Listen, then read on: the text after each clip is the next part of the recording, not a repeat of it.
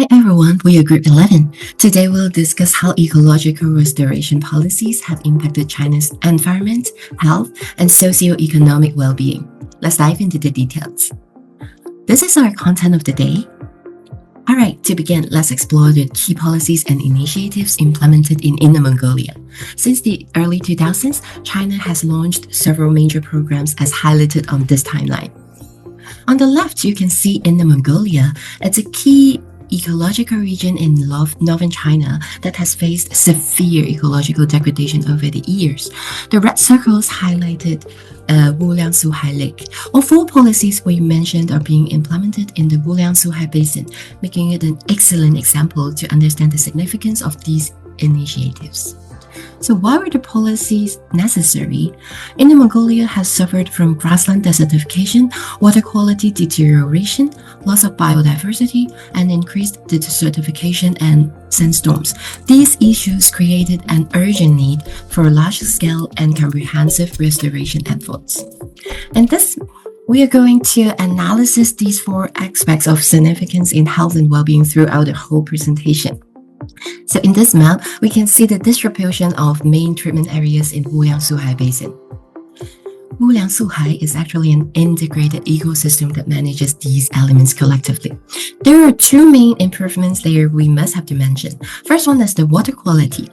Area once classified as below grade 5 are now stable at grade 5 or even better. Second thing is about the biodiversity recovery. The number of bird species in Wuliang-Suhai has increased dramatically, with over 260 species now thriving in the area. But that's not all. Let's check out the landscapes.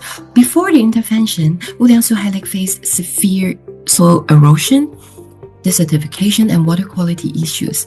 After the intervention, significant progress has been made. The grassland has been returned to the local pastoralist. In the 2 years, the project team focused on protecting and restoring Wuliang-Suhai, achieving remarkable progress as shown on the screen. In summary, these policies benefit the environment, strengthen ecosystems, and foster healthier communities. Moving forward, our analysis will focus on evaluating the impact of these policies on well-being and health in more detail, assessing their alignment with HIAP standards as you can see on the right side, and providing recommendations for improvement based on the lessons learned from this case study. Let's now dive deeper into the policy analysis and explore the outcomes. Today, I would like to highlight the exciting role of ecological restoration in terms of policy analysis. One key benefit is the stabilization of grassland ecosystem, which is vital for maintaining environmental integrity. As the policy enhances vegetation coverage, it actually creates lush habitats that support diverse species, and this boosts the ecosystem health and leads to reduced soil erosion and cleaner air, thanks to the thriving plants. Moreover, healthier grassland provide more resources for livestock grazing and fueling sustainable agricultural practices in critical areas like in fertile irrigation region. Together, these benefits emphasize how ecological restoration fosters the resilient and productive landscape. Let's share a remarkable success story of the policy: the restoration of Wuliang-Suhai Lake. The results are actually inspiring. The lake's water quality has significantly improved, benefiting the downstream ecosystem and also local communities. And this project demonstrates how the policy targeted ecological efforts enhance regional stability and promote better human health. Despite these successes, a crucial question actually arises. Could ecological restoration reduce agricultural acreage? In regions like in Wuliang-Cebu, the total grain production has not only remained stable, but surged from 640 million kilograms in 1994 to an impressive 1.15 billion kilograms last year. The farmland converted back to forest mainly consists of steep, sloped areas and desertified lands that historically produced low yields, which it can show that the policy is actually focused on protecting existing farmland and enhancing the ecological environment, which resulting in increased yields in unit areas, which is a win-win situation. However, we must address the challenges that come with restoration efforts. A pressing concern is the biodiversity. The limited variety of artificial vegetation species can leave the ecosystem vulnerable to external impacts. And the policy actually recommends shifting from fast-growing poplar trees to a diverse mix of native species like the honey locust and willow. And this diversification is crucial for restoring the ecosystem health and ensuring the long-term resilience. The policy efforts in the ecological improvements from restoration efforts are actually tangible. Increased biodiversity, which marked by the fostering vegetation and return of the bird species, indicating a healthier ecosystem. The Wuliangsuhai Lakes Revival has also welcomed over 260 bird species, which including the endangered ones, showcasing effective conservation. As the biodiversity flourishes, the policy also achieves a long-term ecological resilience, with strengthening the stability and ensuring sustainable benefits for the region. And the policy extends into the social-economic realm as well. The community empowerment is really essential in the policy. One local herder stated that before we chase short-term profits, and now we see how bird brings the tourists and income. With eco-training, herders have shifted from livestock resilience to eco-consciousness.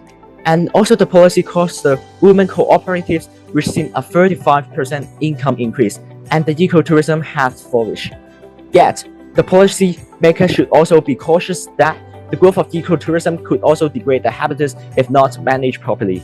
And to ensure the sustainability, the policymaker need to implement some capacity regulations and also promote community-led ecotourism initiatives. In conclusion, the ecological restoration in Inner Mongolia actually provides immense benefits by stabilizing the ecosystem and enhancing the agricultural productivity and promoting the biodiversity, which we believe that careful management is also essential in sustaining these positive impacts and ensuring that our ecosystem remains resilient against future challenges. Next, let's talk about HIAP assessments. First, the intersectoral collaboration. From the case of Wuliangsuhai ecosystem restoration, we can saw many different sectors cooperating together, including forestry, water, agriculture, animal husbandry, industry, and mining. Wuliangsuhai has also been a representative ecosystem project in the city of Bayanur in Inner Mongolia. The collaboration was successful also because the city established a task-specific department called Wuliangsuhai Ecosystem Protection Center. It includes lots of specialties to get professional advice from. And it also has enough power to lead all other sectors to achieve the integrated ecosystem restoration. It can also pass strict supervision and reinforcement to keep the restoration sustainable. President Xi also visited Wuliangsuhai Lake and praised the restoration achievement in 2023. However, for other areas, things were not so smooth. Most areas did not receive as much attention as Wuliangsuhai, so that they were not able to establish a specific department. This led to horrible horizontal collaboration among different departments. Departments often act individually without communicating with each other. On the other hand, the vertical collaboration from government to individuals were not pleasant either. For example, people don't want to do maintenance to forests if there is no immediate economic return. This free-riding problem, paired with the lack of supervision from local government, can result in policy distortion, meaning that the practice of the policies is not exactly what central government wanted. For local government, there is always a power-responsibility dilemma. Local governments are not as powerful and are afraid of making innovative and risky plans because they have to be responsible for their own faults, if there is any. That is why local governments are mostly mediocre and won't reinforce the policy as hard as they can. But things are getting better. We can see this document in 2022 showing that 5 departments are collaborating on this issue. Hope this can induce local government to collaborate better in the future. Next, the equity. Ecosystem restoration is generally good for those vulnerable and marginalized people who live in rural areas with severe living environments. This policy can provide better living conditions for these people. It is clear that natural disasters have different impacts to people living in rural areas versus people living in urban areas. The long-term agriculture gains can also benefit farmers and herdsmen as they can get more stable outcome from a better ecosystem. And with a better environment, local communities can be more connected, and this can contribute to mental health improvement. However, these policies are mostly uniform. We have learned from previous groups that equality is not equity. Although the subsidy for farmland returning is the same for every single person, this could still lead to inequity because different areas have different difficulties dealing with the farming transition. Another issue is unemployment. Farmland returning can cause labor excess. and the governments know this, so government tries to provide outside working opportunities. However, again, different areas have different numbers of job openings, and these jobs require different levels of education. This leads to inequity because those who got impacted the most were those who need help the most. Lastly, the integration of health impact assessments.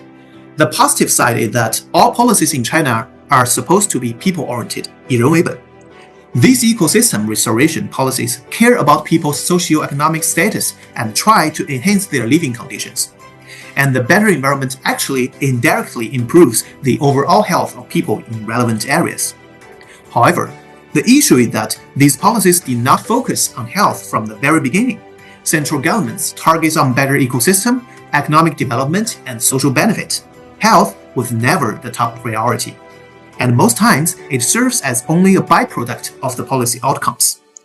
This lack of monitoring on health factors can lead to severe consequences.